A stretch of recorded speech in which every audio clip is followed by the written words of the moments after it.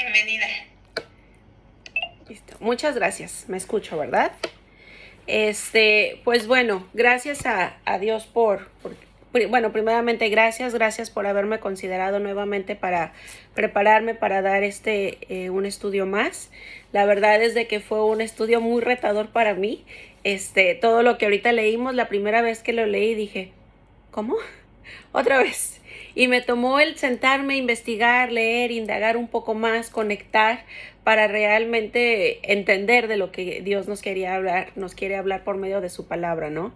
Entonces, pues bueno, en realidad es un tema que sí va muy corto a diferencia de otros, pero que va directo. Entonces, aparte que la palabra de Dios nunca está vacía y vamos a aprender un poco acerca del pueblo y de Dios, el pueblo de Israel, ahora para nosotros como su pueblo espiritual, ¿verdad? Entonces, bueno, antes de empezar, vamos a orar para entregar a Dios este tiempo. Vamos a orar. Gracias Dios por este día que tú nos has dado. Gracias Padre Santo porque nos das la oportunidad de estar juntas para aprender más de tu palabra. Nos das la oportunidad de que tus hijas se reúnan para aprender, para crecer como iglesia en persona, Señor. Y te ruego, Dios, que tú hables por medio de mí, que tú digas lo que quieres que sea escuchado, Señor, y no permitas que salga algo incorrecto de mi boca. Úsame, Dios, te lo ruego, en Cristo Jesús. Amén. Y bueno, como vieron, es una lectura larga. Por eso es que le pedí a Noemí que la leyéramos antes. Me gusta ir poco a poco tomando de la palabra de Dios conforme va la lección, pero la verdad es que es un tema muy extenso, unos versículos, y que tiene como ciertas confusiones en algunas cosas, entonces era mejor que la leyéramos desde antes y regresemos de poco en poco a los versículos, ¿no? Entonces, bueno, el tema de hoy se llama Raquel llora por sus hijos. Y el versículo clave o en lo que nos vamos a enfocar un poco más es en Jeremías 31:16.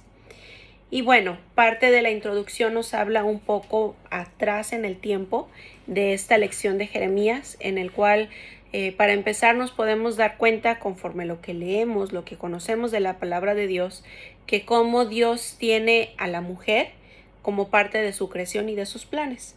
Podemos empezar desde Eva, después podemos hablar de Sara, que recuerden, Sara fue quien se casa con Abraham y tienen por hijo Isaac, que después Isaac se casa con Rebeca, que tienen por su hijo, tienen 2 hijos. Les iba a decir, recuerdan, me siento como en la clase, como que si me pueden contestar.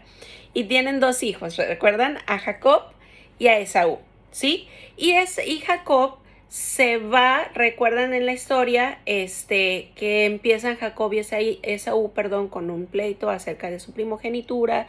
Empieza que vende, recuerden, su primogenitura por unas lentejas. Después pierde la bendición Esaú porque Jacob engaña a su padre. Y entonces huye a tierras del hermano de su mamá, o sea, de su tío. Hasta aquí conocemos un poco la historia, no nos vamos a detener mucho en ello.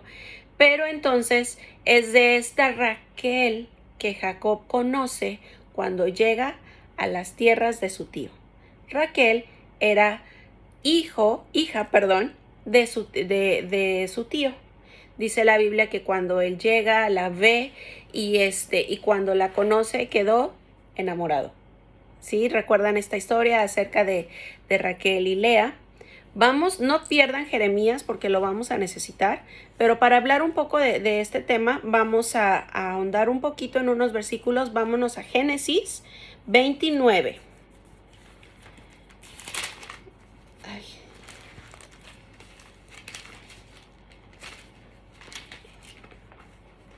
Algo le pasó a mi Biblia que se le pegaron las hojas de Génesis. Muy bien, de Génesis 29. Del versículo vamos a leer el 9, el 18 y el 28, ¿de acuerdo? Entonces dice el versículo 9. Mientras él aún hablaba con ellos, Raquel vino con el rebaño de su padre, porque ella era la pastora. Después nos vamos al 18. Y Jacob amó a Raquel y dijo, yo te serviré 7 años por Raquel, tu hija menor. Y en el 28 dice, e hizo Jacob así, y cumplió la semana de aquella, y le dio a Raquel su hija por mujer. En esta historia recuerdan también qué es lo que empieza a suceder en el hecho de que él ve a Raquel, se enamora de ella, pero Raquel tenía una hermana mayor llamada Lea. Jacob le dice, dame trabajo, yo te trabajo por Raquel. Y él le dice, está bien. En el día de las bodas, en la noche, le da a Lea por esposa. Y entonces despierta y le dice que porque has hecho esto, yo trabajé por Raquel. Y le dice a su tío, no hay manera que salga la menor si la mayor no se ha casado. Entonces le dice, bueno, te voy a trabajar más tiempo, pero dame a Raquel. Y entonces toma por esposas a ambas. Entonces, empieza a haber ahí una situación en la que recuerdan, hubo una cuestión que Raquel no podía tener hijos y Lea era quien le estaba dando los hijos. Llega un punto en el que por fin Raquel puede tener a hijos y tiene al primero, que es José, ¿sí? Y entonces empieza a ver como este tipo de situaciones de vaivenes, de relación entre hermanas, peleando por quién es más amado. Más amada por su esposo. Vamos al capítulo 35 de Génesis, donde vamos a leer de los versículos 16 al 20. Dice, después partieron a Betel. Había aún como media legua de tierra para llegar a Efrata, cuando dio a luz Raquel, y hubo trabajo en su parto. Y aconteció, como había trabajo en su parto, que le dijo la partera, no temas, que también tendrás este hijo. Y aconteció que al salirse el alma, pues murió. Llamó su nombre Benoni, mas su padre lo llamó Benjamín. Así murió Raquel y fue sepultada en el camino de Efrata, la cual es Belén. Y levantó Jacob un pilar sobre su sepultura. Esta es la señal de la sepultura de Raquel hasta hoy. Entonces, podemos ver que el desenlace de la vida de Raquel fue muy triste. En el momento que nace su hijo Benoni, que ya su padre llama Benjamín, ella fallece. Entonces, cuando pasa esto, se toma a Raquel como un tipo de símbolo, estandarte de sufrimiento, de duelo, de algo, de una gran congoja. Eso es lo que estaba pasando en ese momento, ¿no? Entonces, ahora sí, regresando a la historia que vamos a hablar el día de hoy, podemos darnos cuenta o vamos a ver por qué estamos hablando un poco de esta historia, en la cual la primera parte que vamos a hablar es sobre esperanza y consuelo en medio del sufrimiento. Me encantó este título porque no sé si lo han necesitado o si les ha pasado. Esperanza y consuelo en medio del sufrimiento. Esto lo vamos a ver un poco más en en Jeremías 31, aproximadamente del 1 al 14. ¿Qué es lo que estaba pasando? O bueno, si conocen o si recuerdan quién es Jeremías, Jeremías es uno de los profetas mayores a los cuales por medio de él Jehová les daba enseñanzas o advertencias al pueblo de Israel. ¿Qué es lo que estaba sucediendo aquí? Aquí está hablando Jehová a través de Jeremías diciendo, volverán a ser libres, volverán a su pueblo, les dice cómo es que va a hacer esta nueva restauración en la cual les empieza a decir que primero los líderes serán restaurados y después todo el pueblo. Para este tipo de situación que estaba pasando es porque entonces estaban siendo cautivos o ya eran cautivos. Para cuando esta parte de esta profecía se iba a cumplir, ellos estaban siendo cautivos. Ellos necesitaban ser liberados. ¿Por qué? Porque ellos en ese momento estaban bajo el yugo, bajo la esclavitud del pueblo babilonio. Entonces, era necesario que ellos fueran liberados. Fue un momento de gran duelo, fue un momento muy difícil, porque ¿qué pueblo quiere ser gobernado por otro pueblo, no? Quiere ser conquistado y aparte esclavizado. Entonces, les empieza a decir, van a volver a ser libres, van a regresar a su nación. Debido a que el pueblo de Babilonia era muy grande, era una gran potencia, el pueblo había sido separado. Entonces, como ahorita leímos, empieza a decir que los regresará al norte, que los unirá y que, comenzará con los líderes y entonces el demás pueblo. ¿Qué es lo que regresará o qué es lo que harán los líderes? lo que sucede es que era necesario que el pueblo de Israel se restaurara. Era necesario que el pueblo de Israel se arrepintiera. Y entonces les empieza a decir, van a ser libres, van a regresarán a su tierra, volverán a estar unidos. Y en parte de todo esto lo que les está diciendo les hace recordar en el desierto. Y les empieza a decir, recuerdan el tiempo que estuvieron en el desierto y estuvieron vagando y estuvo... Pues no me imagino vagar en el desierto, ¿no? Y qué situaciones han de haber vivido. E incluso lo describe la Biblia. Todo desde los, ¿cómo se puede decir? Las situaciones climatológicas, que incluso desde ahí ya eran situaciones difíciles, desde no tener un lugar fijo. Pero, les dice Jehová, pero aún y con todo, nada les faltó. Y esto es muy interesante porque les está hablando de cómo están teniendo una consecuencia, pero también les está recordando que nada les ha faltado, que han estado bien. Entonces, es algo muy interesante porque cuando empieza a describir y empieza a decir todas estas situaciones, podemos ver un poquito más adelante en el versículo 18 que dice, oíd palabra de Jehová. ¿Qué quiere decir esto? Que para que nuevamente les esté diciendo, oigan, es porque en algún momento dejaron de escuchar. Cuando ellos llegaron o llegó al punto, el pueblo de Israel, de ser conquistado y de ser esclavizado por los babilonios, por el imperio babilónico, quiere decir que en algún momento ellos dejaron de escuchar a Dios. El que ellos hayan llegado a ser cautivos quiere decir que es consecuencia de algo que ellos mismos hicieron. Antes de que ellos llegaran al cautiverio del pueblo babilónico, lo que ellos hicieron fue empezaron a pecar, dejaron de escuchar a Dios, siguieron sus propios caminos, se ensoberbecieron. Y Jeremías desde antes ya les había dicho, ya había habido advertencia. No escucharon. ¿Qué es lo que sucede? Hay consecuencia. ¿Cuál fue la consecuencia? Bueno, entraron en esclavitud, ¿sí? Y ahora que después de todos estos tiempos que vivieron en esclavitud, llega como el refresco, ¿no? A decirles, van a ser libres, van a regresar a su tierra, van a estar bien, va a haber restauración. Primero los líderes tienen que arrepentirse y después todo el pueblo. Entonces, después de todo esto, ahora sí que es como lo que dice el título, como dice, consuelo en medio del sufrimiento. Sufrieron, ellos la padecieron y ya estaba llegando a ser el nuevo consuelo. ¿Qué quiere decir esto? Que ahora Dios les empieza a decir, ¿quieren volver?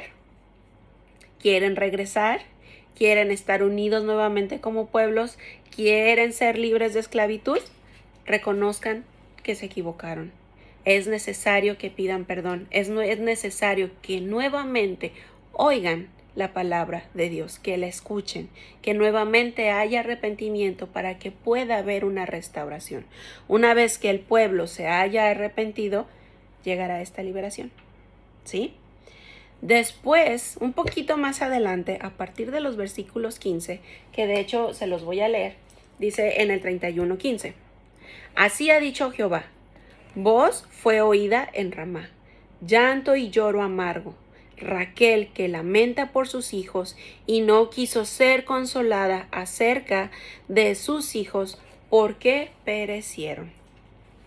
Aquí podemos ver en estos versículos una metáfora que hace referencia para poder entender los sufrimientos que tuvo Raquel en sus partos, con que bueno, ¿y a qué grado llegó, ¿no? Que ya lo acabamos de ver, por eso es que era necesario entender un poco más acerca del sufrimiento de Raquel, porque de esta metáfora y de esta manera Dios hace la referencia al pueblo que estaba sufriendo, que había un gran llanto, un gran dolor, una gran pesadez porque habían sido llevados cautivos.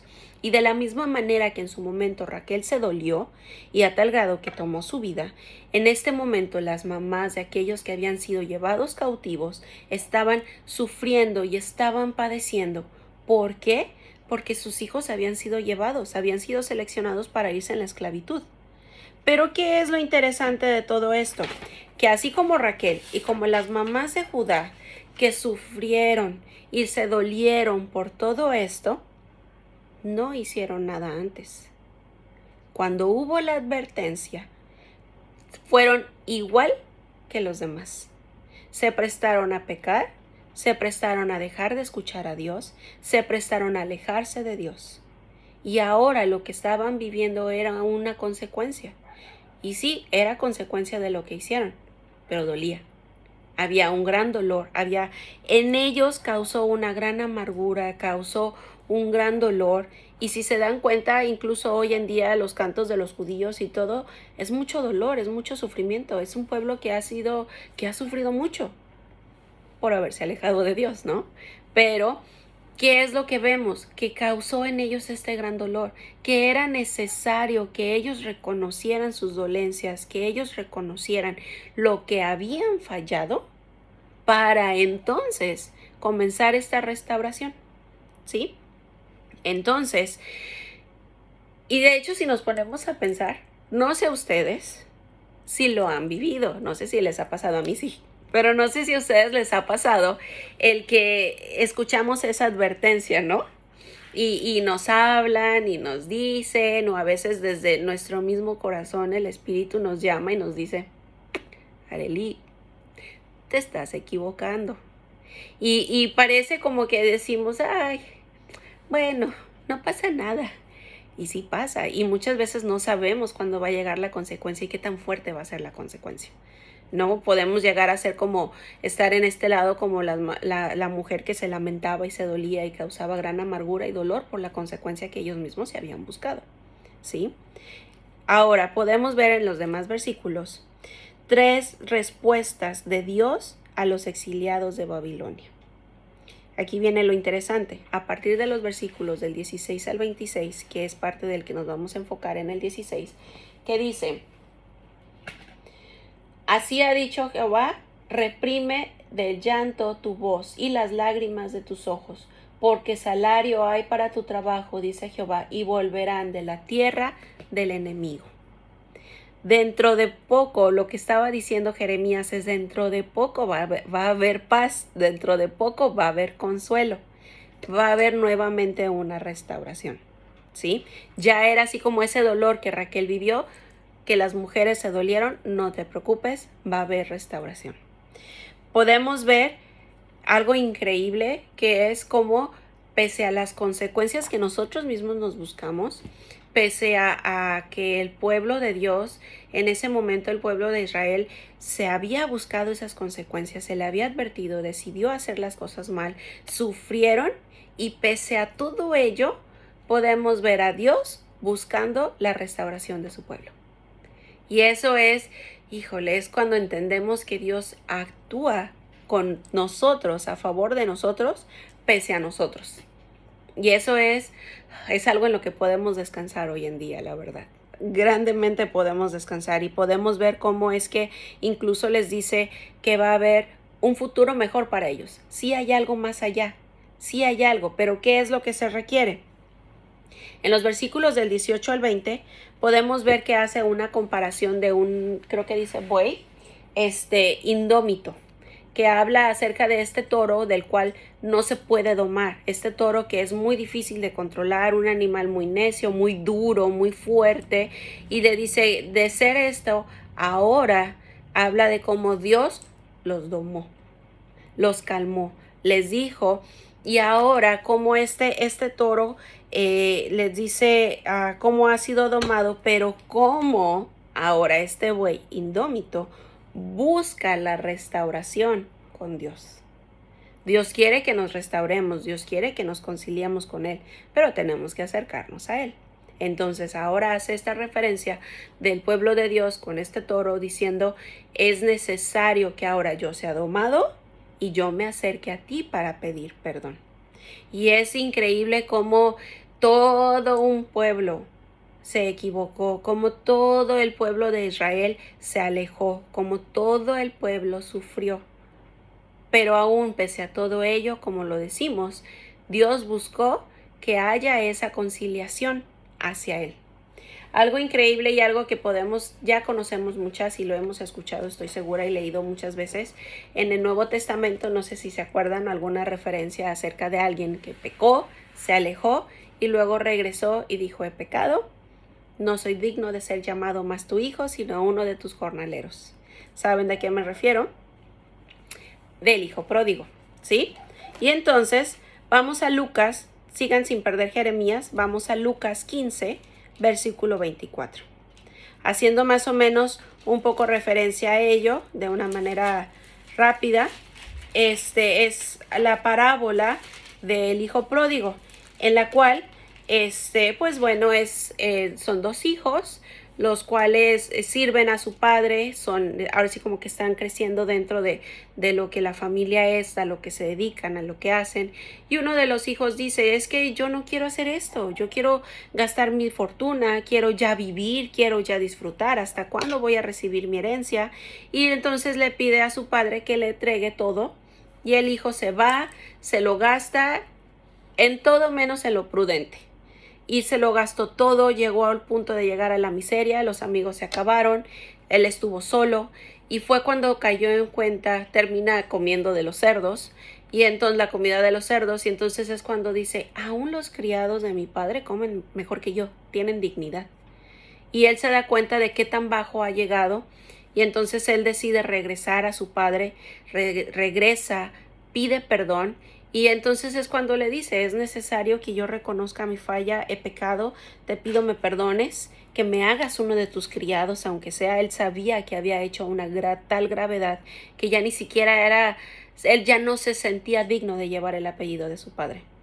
Entonces, ¿qué es lo increíble? El versículo 24 dice, del 16, entonces, dando voces, dijo: Padre Abraham, ten misericordia de mí. Ay, yo estoy mal, perdónenme. Lucas 15. Ay, estoy en otro capítulo, perdón. 15:24 dice: porque mi hijo muerto era y ha revivido, se había perdido y es hallado. Y comenzaron a regocijarse. El padre no le dijo: sí es cierto, ya eres mi criado, sí es cierto, no mereces nada, ya te gastaste todo. No, se gozó porque su hijo había regresado. Y entonces, en esta cuestión en el que el pueblo de Israel era necesario que fuera restaurado, que fuera perdonado, que se arrepintiera para que entonces Dios le perdonara, es de la misma manera como el pueblo corrió a pedir perdón, y vemos la excelencia y lo increíble de Dios mostrándose como Padre, diciendo: claro que sí, vas a ser restaurado, claro que sí, te voy a perdonar, pero era necesario que tú te arrepintieras, ¿sí? En los versículos 21 y 22 podemos ver cómo Dios pide que dejen señales, unos majaros. Me puse a investigar qué eran los majaros, y es algo que incluso hoy en día en los pueblos españoles se hace, que son unas... después de que se hace movimiento de tierra o una construcción, todas estas piedras que van quedando se van haciendo como una forma. Parecía como que si fueran bancas, pero no eran bancas, como en alto se juntan todas las piedras. Normalmente lo que se hace es en una forma circular, pero pues son muy muy grandes, son vistosas. Entonces a lo que se refiere es simplemente como construcciones, que dejen majaros como en el camino.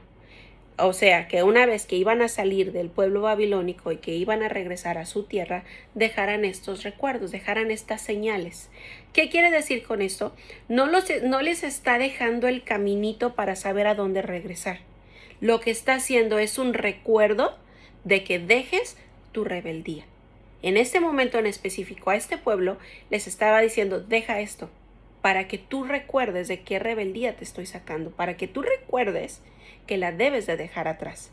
Era necesario que recordaran este camino para que ya no regresaran y para que ahora sí fueran restaurados. Y era como Dios, como esposo, buscando a su esposa que fuera restaurada. Era Dios diciendo: hay una separación entre nosotros. Hay un momento en el cual tú estás mal en este momento hacia conmigo. Es necesario que te acerques para que nuevamente te restaure y te perdone. Pero ¿quién da como esta pauta? Él. ¿Qué tiene que hacer la esposa? Reconciliarse, pedir perdón, acercarse para que haya esta restauración. Pero siempre es Cristo llevándonos nuevamente a Él, ¿no? Es como esa fase en la que nos ama, nos cuida, pecamos, nos llama que nos acerquemos y entonces nuevamente nos acercamos a Él. Pero así es Él llamándonos en su amor, llamándonos. Y en este momento es Él llamando a su pueblo Israel a decirle, restauren. Es momento que hagan las cosas nuevamente bien, ¿sí? Y entonces podemos ver cómo dejaron su pecado, cómo nuevamente han hecho las cosas bien, han reconocido, se han acercado y van a ser libres. ¿Y qué es lo que sucede una vez que nosotros reconocemos nuestras faltas, admitimos nuestra falla? Llega este punto de conciencia y de pesadez en la cual nos damos cuenta que nos equivocamos, que hicimos las cosas mal, nos damos cuenta que sí nos alejamos de Cristo, que ya no podemos ponerle otro pretexto ni otra excusa ante lo que hicimos. Y cuando nos acercamos y llegamos con un corazón humillado y con un corazón de reconocimiento ante lo que hicimos, llega el punto en el que nos acercamos, Dios nos perdona y somos restaurados. Esa carga que teníamos se desvanece. Y es como una nueva etapa en la que podemos comenzar. Es un nuevo momento en el que, como dice en el versículo 22, creo, una cosa nueva sobre la tierra. O sea, una nueva oportunidad de vida. Una vez que hemos sido restaurados, una vez que hemos sido perdonados, tenemos una nueva oportunidad. Hemos sido restablecidos con Dios, nuevamente estamos cerca de Él, nuevamente recordamos cuánto nos ama y cuánto queremos estar con Él, que hay una cosa nueva sobre la tierra. ¿A qué se refiere esto? A una nueva oportunidad. ¿Sí?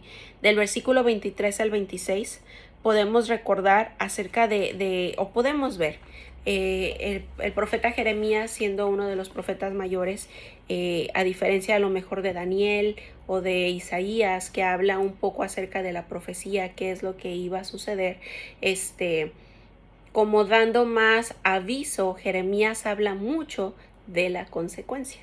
Y muchas de las situaciones que Jeremías hablaba eran situaciones que iban a pasar también en ese punto. O sea, no solamente como en el porvenir.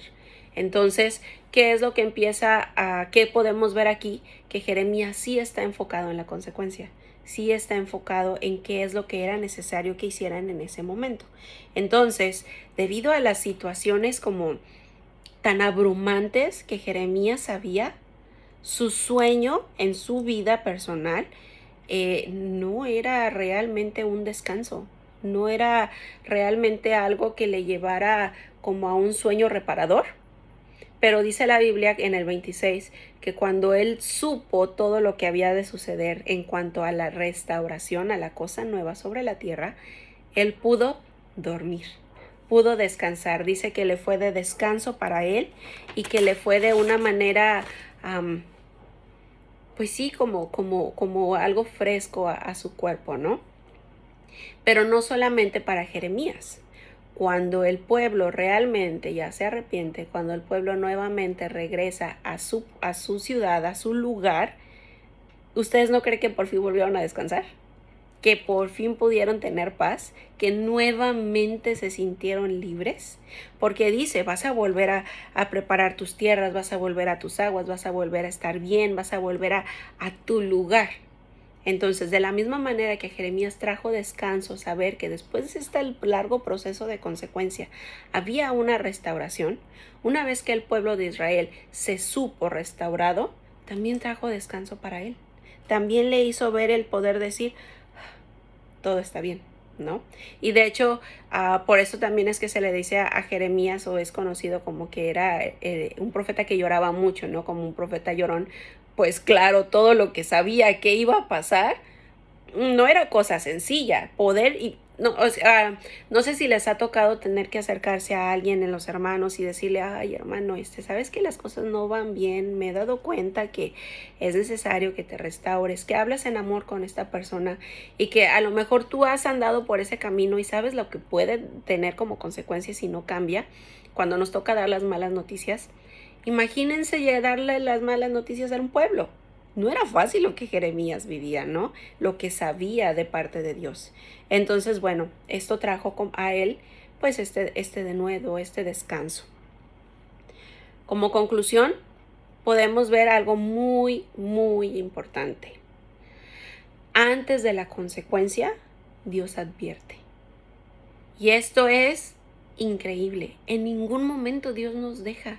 Nos advierte, nos habla con amor, nos pone personas y después de todo eso no entendiste, pues ¿qué hacemos, no? O sea, el perfecto es Él, no nosotros. Entonces, pero sí es cierto, nos advierte desde su palabra, desde que tenemos el Espíritu en nosotros, que lo contristamos cuando nosotros nos alejamos, desde las personas que en amor se acercan y nos exhortan, desde nuestra iglesia, desde tantas cosas. Es más, ha usado a veces hasta personas inconversas, ¿no? Para nosotros darnos cuenta de algo y de repente no entendemos. ¿Y qué es lo que sucede? Que si no entendemos, consecuencia hay. Es tan fácil como cuando se le dice a los niños chiquitos, hay consecuencias buenas y consecuencias malas. Depende de lo que decidas hacer, ¿sí? Entonces Dios hace eso. Y después de que nos habla acerca de la advertencia y de la consecuencia, no se queda ahí, nos lleva al arrepentimiento. Una vez que nosotros hemos pecado, Dios no está esperando que creamos que es el fin de nuestra relación, que es el fin de mi vida con Él. No, Él está esperando la restauración.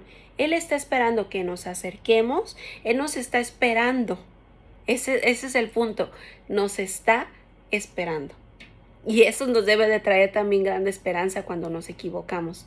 Hay algo nuevo en la tierra cada que nosotros nos arrepentimos. Así que bueno, Jeremías habla primeramente de advertencia, habla de juicio y después de misericordia. Tenemos un Dios muy misericordioso.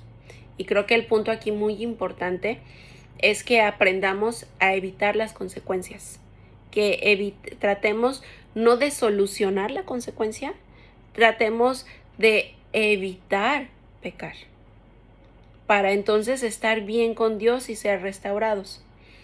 La mala noticia es que somos humanos y tenemos un corazón pecaminoso y nos dejamos llevar por él. No es que entonces, ay, así somos. No, porque el Espíritu está en nosotros. Pero muchas veces nosotros decidimos pecar. Y como decidimos hacer eso, tengamos entonces paz de saber que cuando yo me arrepienta, cuando realmente haya entendido lo que hice y me arrepienta y pida perdón y confiese mis pecados, Dios en su misericordia me restaura. Pero realmente les aconsejo y me aconsejo que escuchemos la advertencia. Así que busquemos a Dios. Estamos todavía a tiempo de ser restaurados si hay algo en lo que necesitamos pedir perdón y estamos a tiempo de no caer en algo que a lo mejor estamos siendo incitadas. Así que bueno, espero que haya sido de gran aprendizaje para ustedes esta lección, que aprendamos por medio del pueblo de Israel y lo apliquemos ahora en nuestras vidas y seamos como ese hijo pródigo si es que caímos, que nos acerquemos y pidamos ser restaurados. ¿Ok? Que Dios les bendiga.